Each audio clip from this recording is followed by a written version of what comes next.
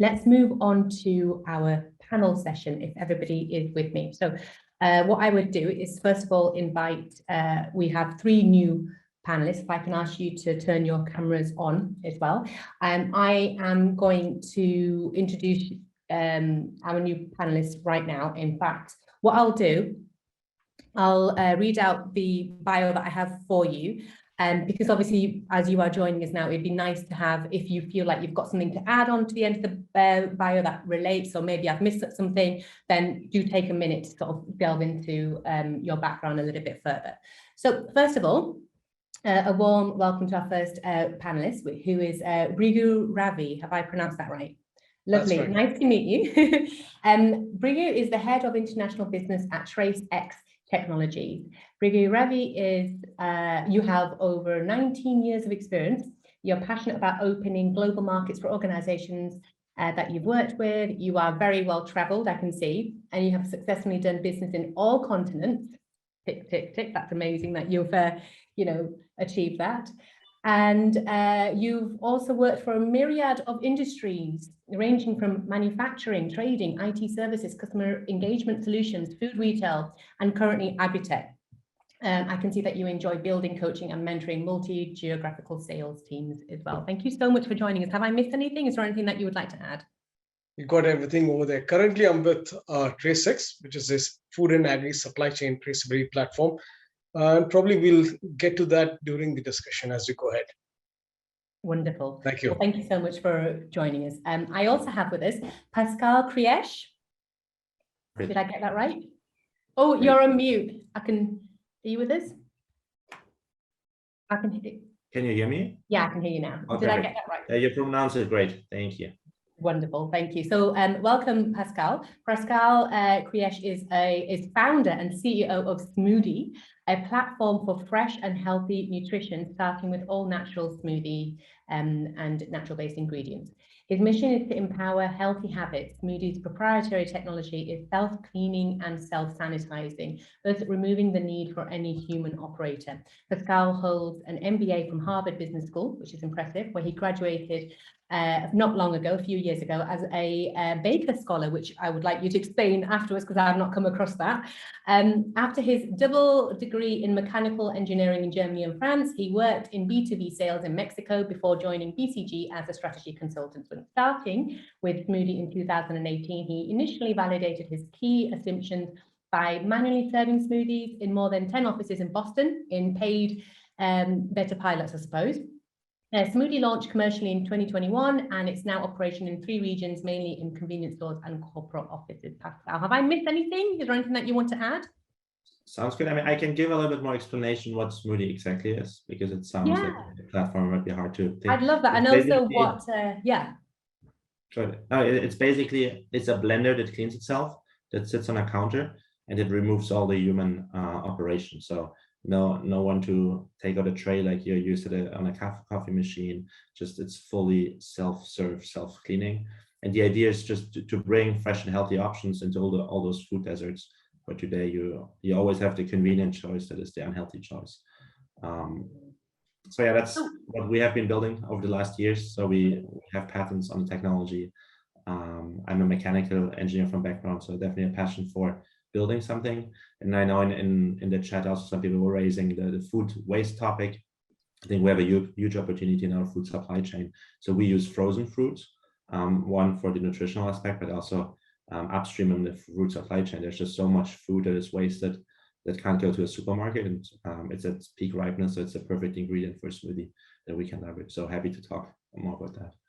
That's amazing. I've never come across actually a product like that, and it sounds really interesting, especially with it being self-sustaining. And I'm sure we can delve into that a little bit deeper later on as well. What's a Baker degree? I'm curious. As a Baker Scholar, I'm curious. It's like the top 5% of the class.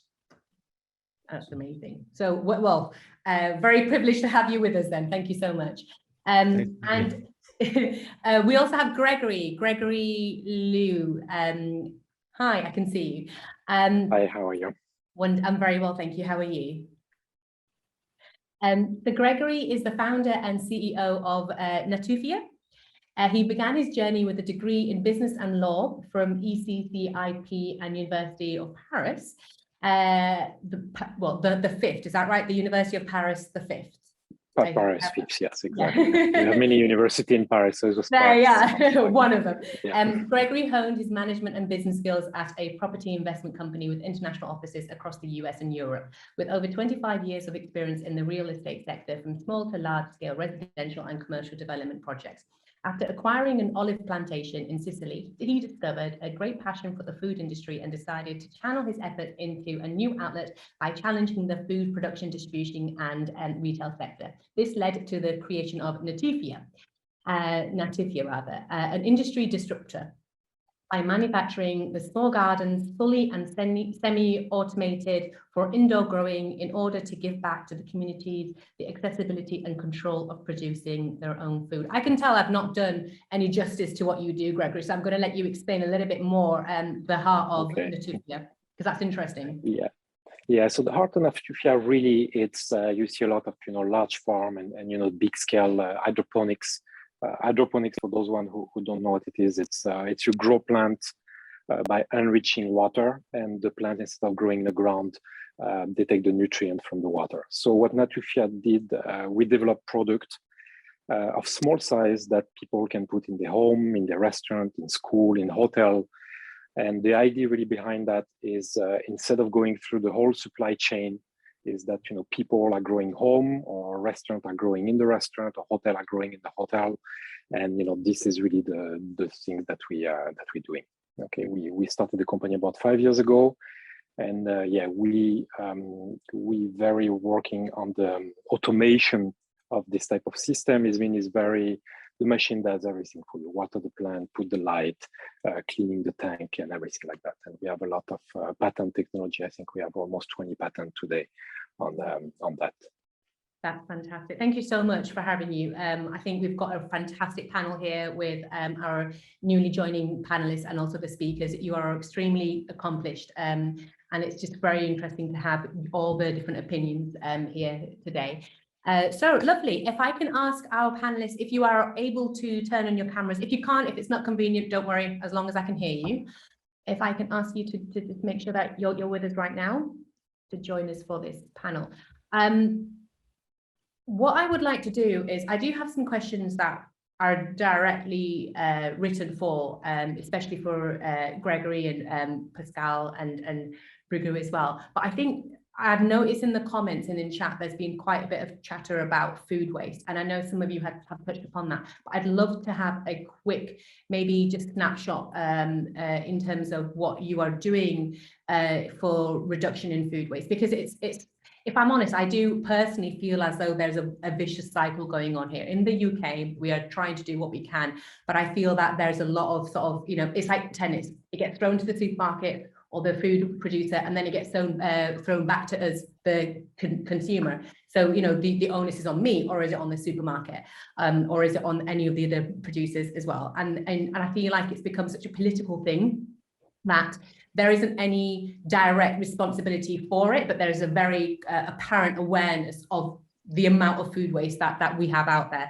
And is there enough of an impact if every company themselves is just doing what they can to combat it, or should we be working in cohesion? For example, should, Gregory, as an example, team up with one of the other companies that we've got here with your technology, as an example. So I'd be interested to sort of see what you all think, and it's directly addressing the question that's come from Michael.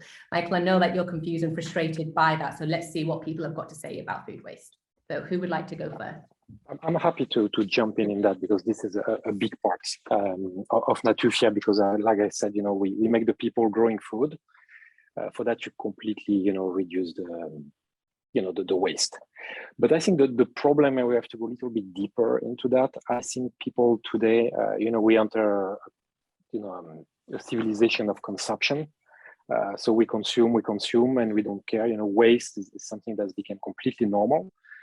And I think how we can, solve that. I mean, we can try any way we want to solve it, and there's a lot of initiative doing, including us. But I think we need to re-educate people.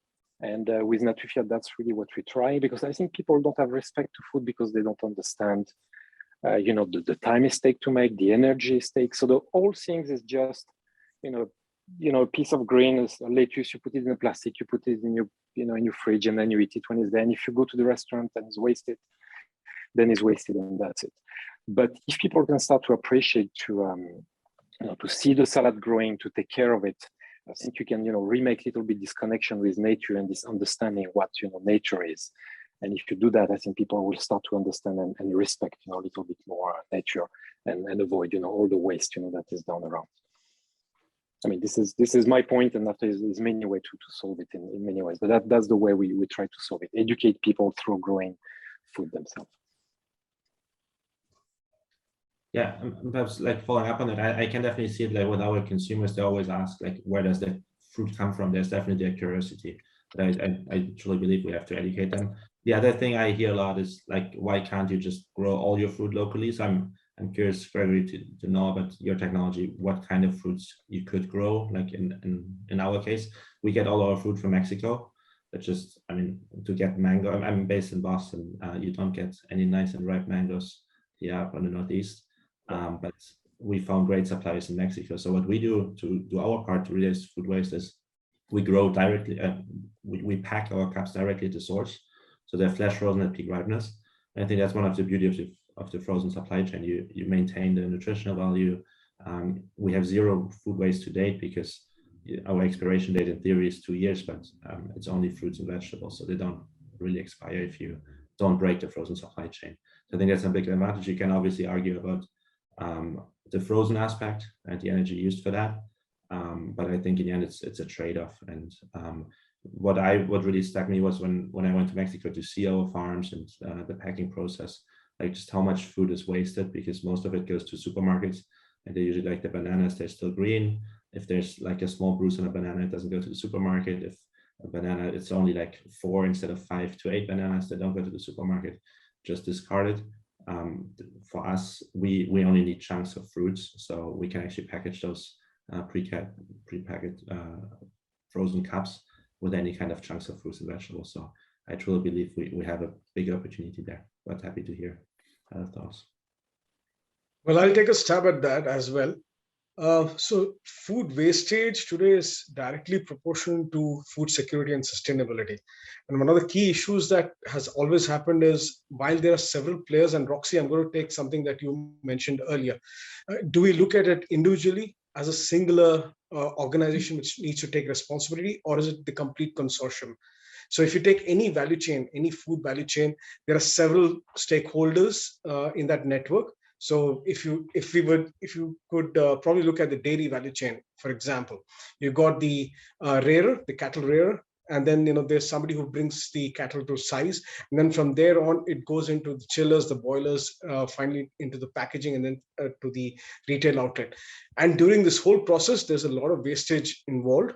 Now, what really needs to be done is to get all the stakeholders as well as the parties and the actors to start creating some credibility to their claims. Every stakeholder does mention that they are looking at trying to bring in food security, but the only way to do that is the whole value chain comes in together, all the actors come in together and create some kind of a consortium. And that's something that we've been doing at TraceX, where through our blockchain we're creating a network, getting everybody to be part of a governing council. There are acceptable and mutually agreed decisions in terms of how to measure and monitor food wastage at every point. And finally, analysis comes out. A technology which can actually bring in all these aspects together can probably find certain solutions. We can't solve everything, but if you can solve even 30% of it, that's a huge number. Absolutely. Absolutely. And would anybody, Leo, or unfortunately Jamie had to leave, he had something urgent come up. Leo, Matan, would you like to add upon that?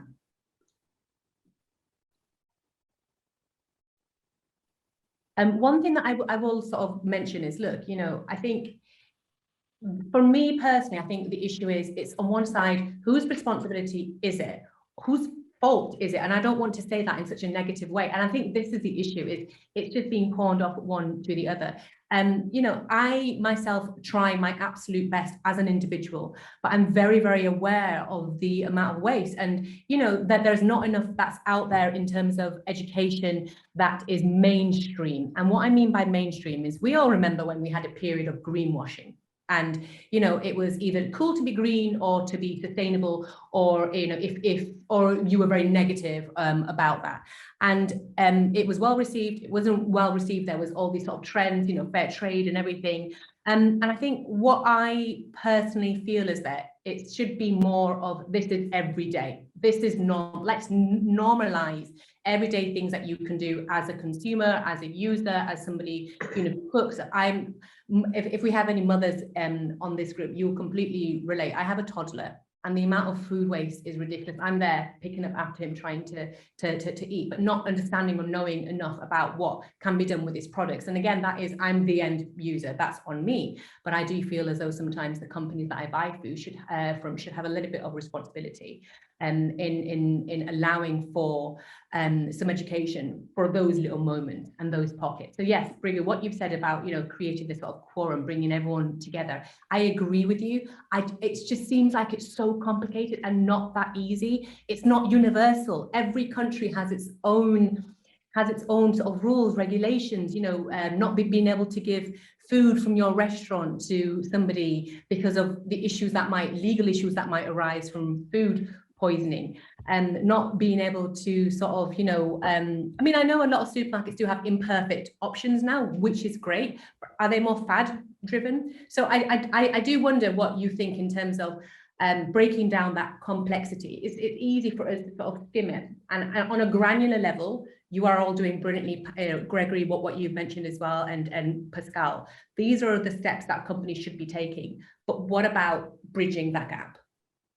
Supply chains are extremely complex. There's no way to shy away from that.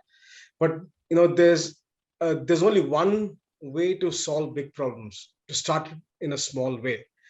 And the only way to do that is, you know, if you look at each value chain, or every food and agri value chain over there, if you can get in at least, say, 4 or 5 members within that chain to start talking to each other, to bring in more transparency, to bring in more trust, to exchange you know, ideas, and then drive that training as well as the information right down and downstream to the customer in terms of how they're doing it. And that's some, you know, one of the things that we do is have a QR code attached to the final product, which not only shares the complete journey of the food, but also gives in you know, tips and tricks to be followed at the, you know, most basic level. What can you do to you know, probably contribute? So it's, rather than looking at, you know, fault finding, you use the right word, which is responsibility. If you can take responsibility on a micro level, on our own nano levels, you probably will be able to move the needle just enough to go to the next clock. Okay. So another thing I want to ask is, we might have with us joining us today, in fact, I can see from previous chats, startups and those companies that are sort of starting to disrupt the industry with products and services that some of you are successfully running and have launched today. What advice can you give them, especially when it comes to this? Because what we don't want is nobody wants to reinvent the wheel, right? And is there something that, obviously if it's proprietary, then I wouldn't expect you to share that. Is there any advice that you can give to these individuals, these companies, about how to start and how to tackle these issues?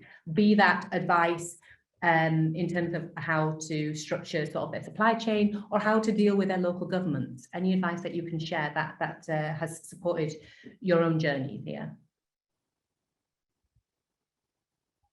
That's a hot question. Yeah, that's a hot question because it's it's a lot of you know, it's a lot of work, and how to give advice on this level. I mean, you know, any big problem, you need to, you know, to watch it in their own, you know, in their own country where they do it. They have to see what they can do.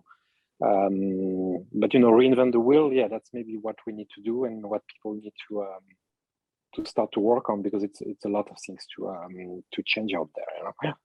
And like you say, we can start on the nano level, on the on the top level. But I think on the nano level, if we start to tackle at this point, is something can work. So yeah, in terms of advice, yes, it's hard because every subject is so wide and different. So unless you have something a little bit more precise, then maybe we can give something. Or if you narrow a little bit the question, maybe. It is quite, I think that's the issue. It's such a broad question because the only way to narrow it down is to take specific, you've got to get geographical. You've got to look at, for example, in a specific country, what their practices are as well. There's just doesn't seem to be one blanket universal sort of way to proceed, right?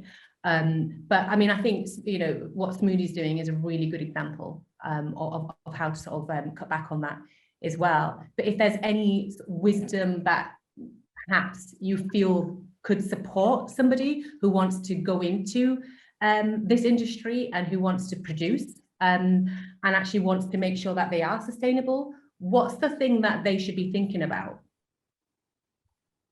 I think first, when you decide to do something like that on this level, and that's what we decide, you have to first you have to analyze, to find a problem where it's a real problem. Okay, and there's many problems, so that is not a lack of possibilities there.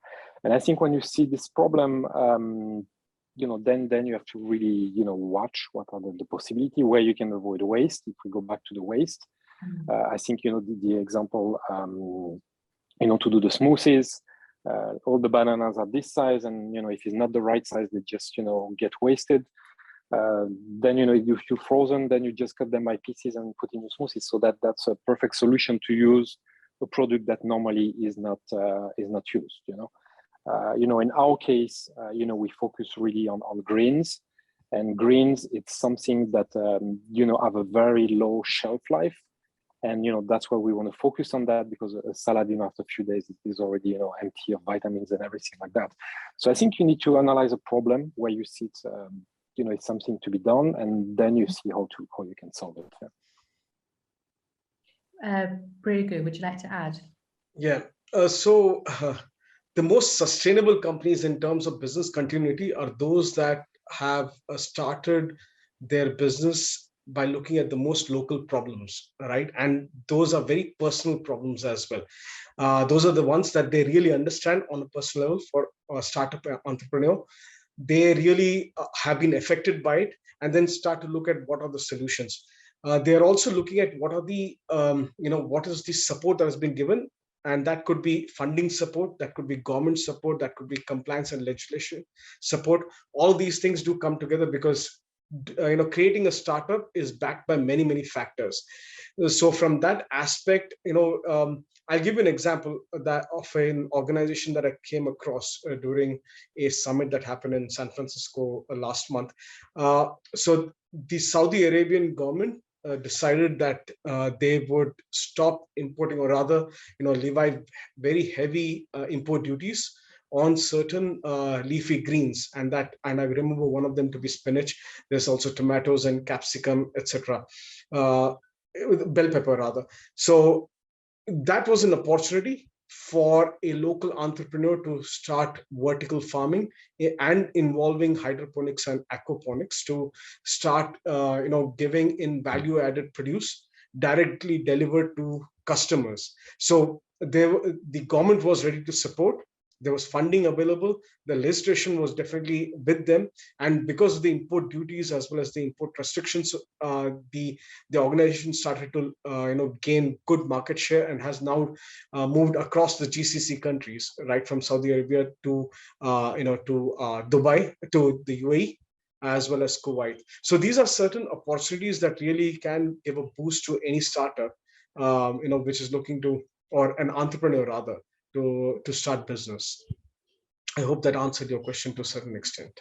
I think it did, absolutely. Is there anything that you would like to add, Pascal? I think one advice I can give based on my experience on the food tech side, I think there's a lot of robotics and technology that's just developed for the sake of technology. But honestly, I think sometimes we have to rethink the process first. And in my example, we focus on the production of smoothies, right?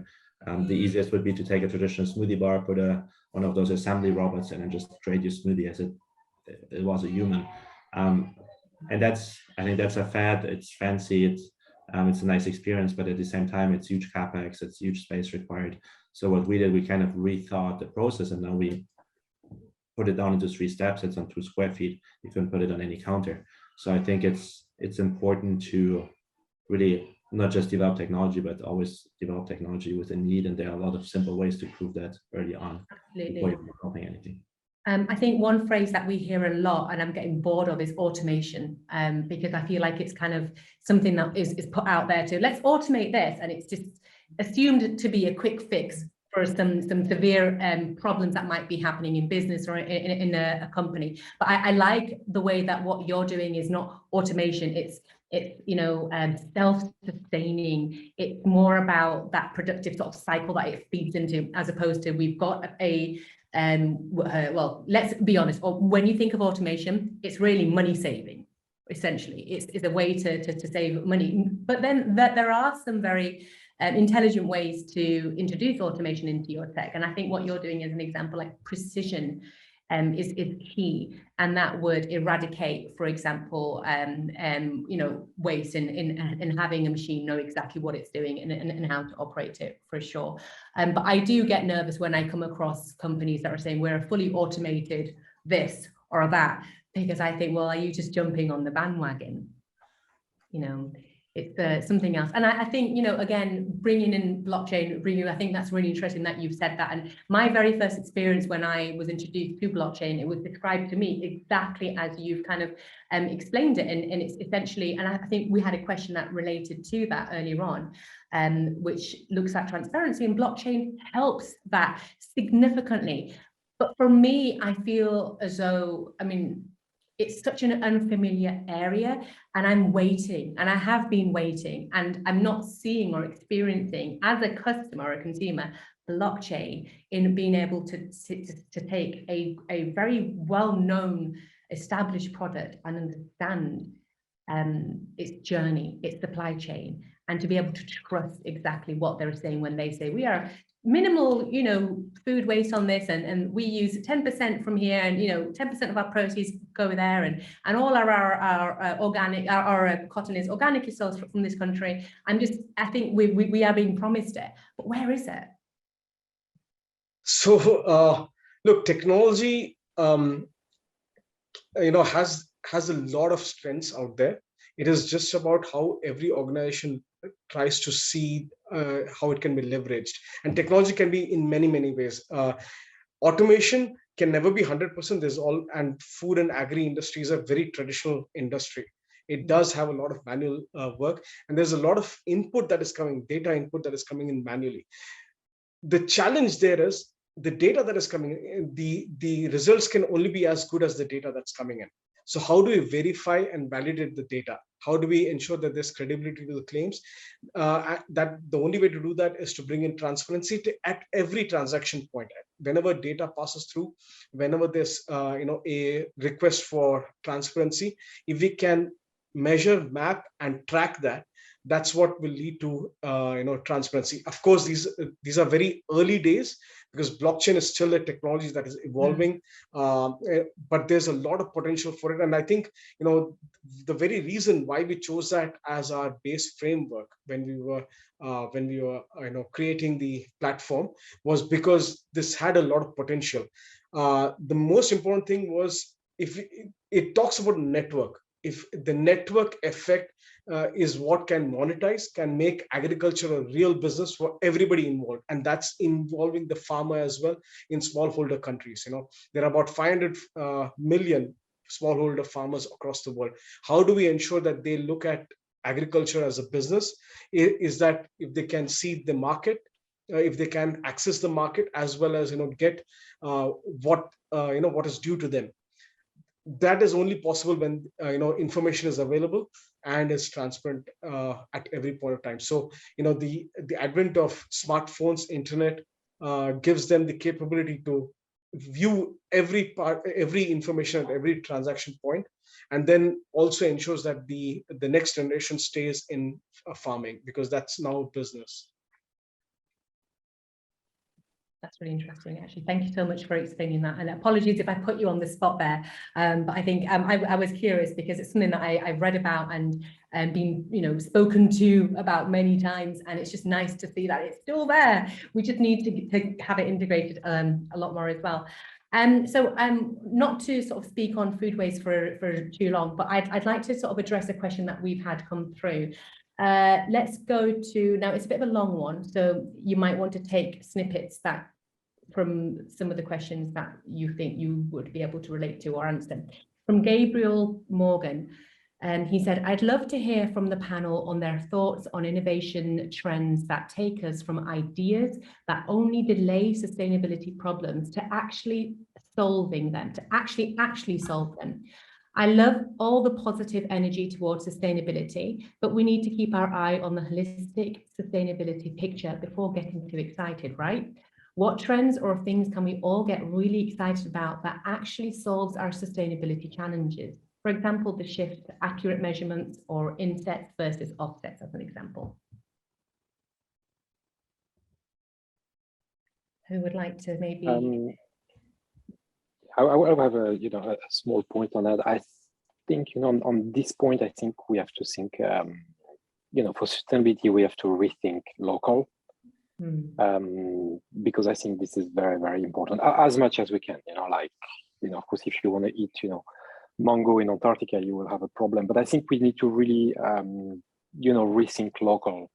And that's how we will be able to solve a lot of sustainability problems. Because the chain today with the cost of transport, with the pollution, with packaging, and everything, traceability as well that we just said, even if blockchain can start to come step by step, is not there yet, and it will take time. I think we need to go, as much local as we can to understand exactly where it's come from, like that you know where your food is coming from, and as well to avoid all the waste and all the miles between. So I think this is one of the steps that can be done on the measure that is going on in many products. Actually, we were just speaking about Saudi Arabia. That's push for local farming, and now we have different technology that enable that many years ago didn't. So I think technology enable us to become more local. And I don't go on a political level and think that it might give a lot more stability as well on many points. I'm going to be a little bit controversial here, and I'm actually going to throw that point back to you, Pascal, because I know that you get a lot of your fruit from New Mexico. Is that right? Mexico. Sorry. Yeah. And I'm sure that you are aware of that and what that means, and you must have your ways to reduce your impact, right, in order to do that.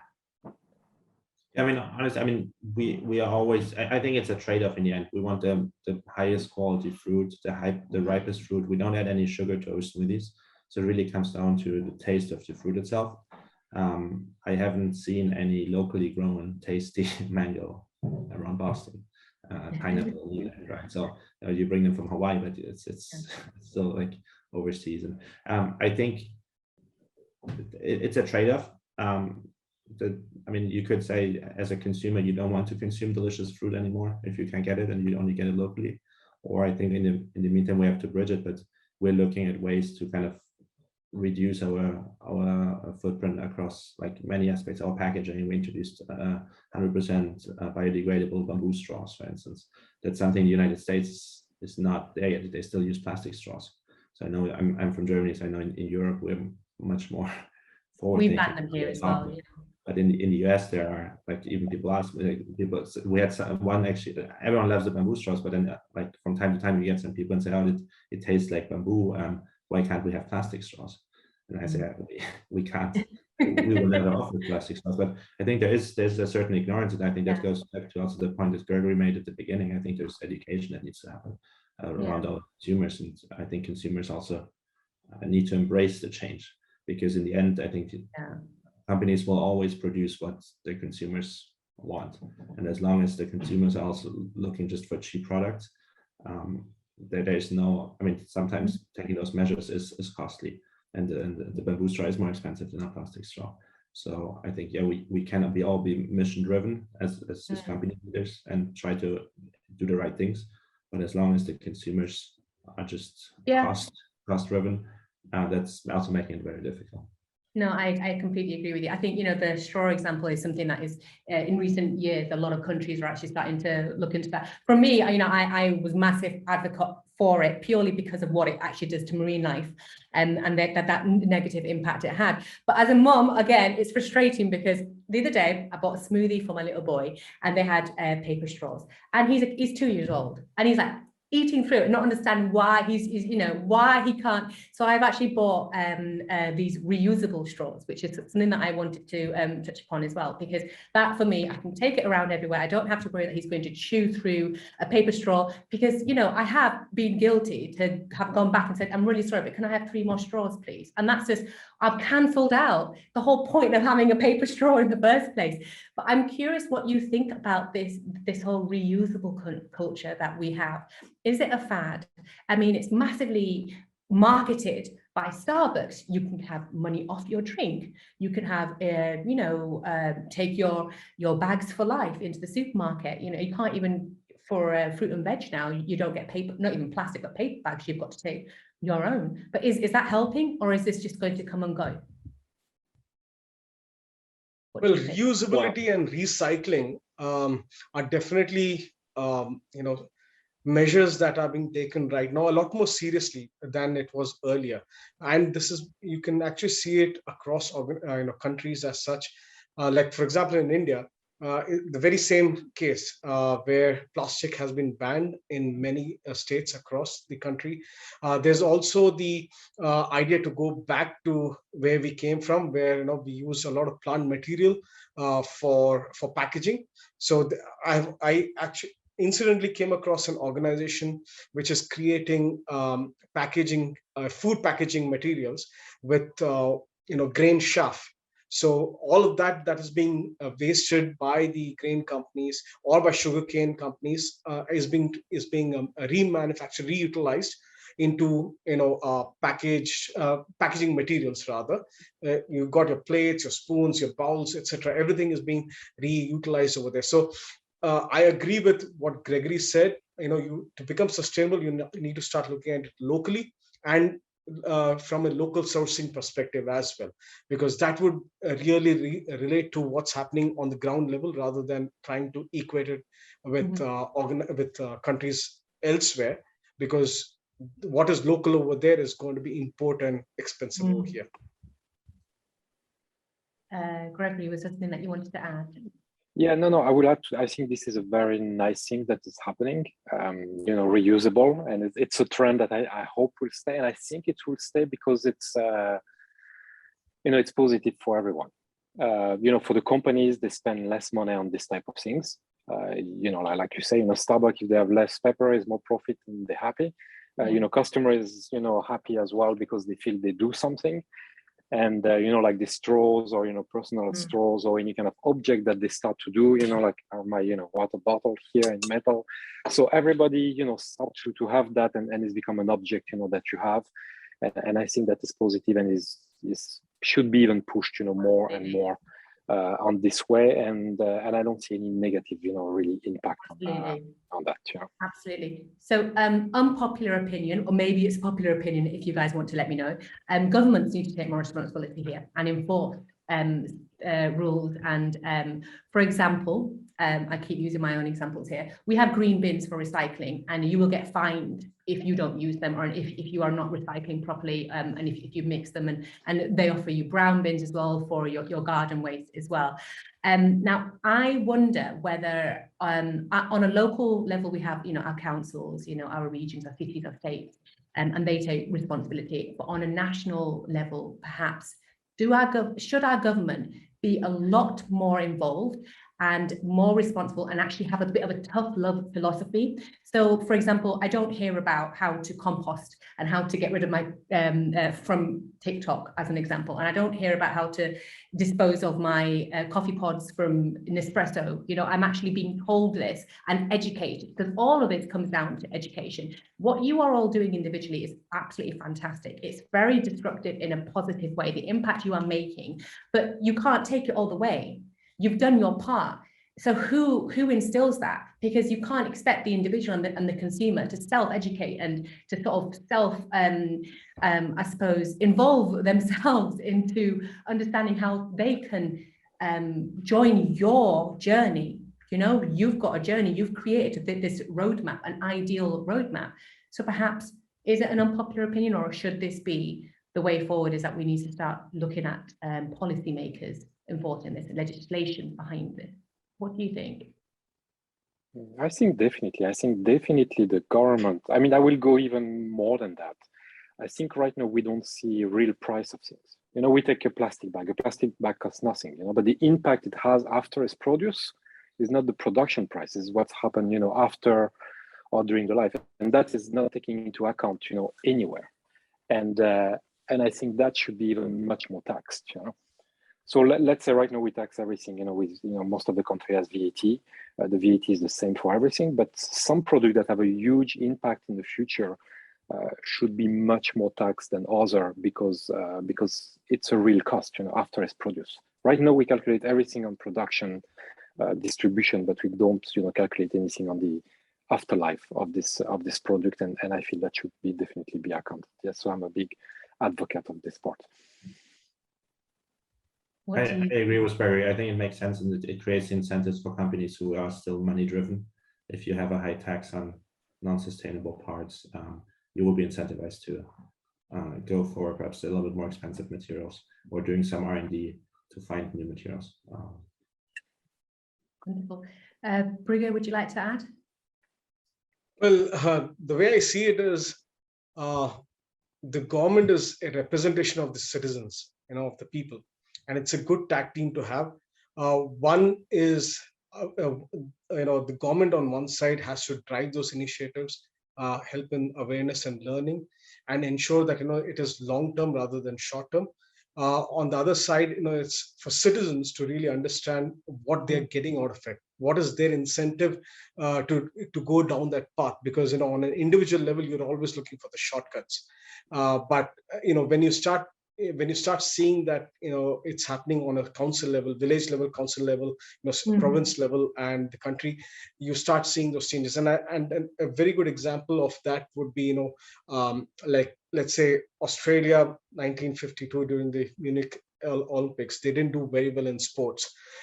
They came back with one solitary medal. And then what the government actually did was it went down to every council and started to create sports infrastructure.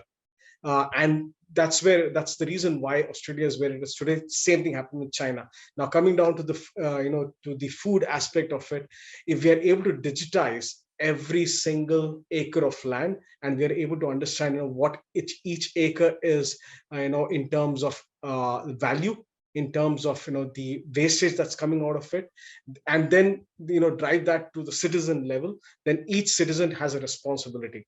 But it's all down to driving those long-term initiatives through education and awareness. Absolutely. I would 100% agree with you. And I think that's a really good sort of comment. Would anybody like to sort of add any concluding or final comments before we wrap up? I apologize, we have gone over quite a bit, but it's just really interesting. Any final comments?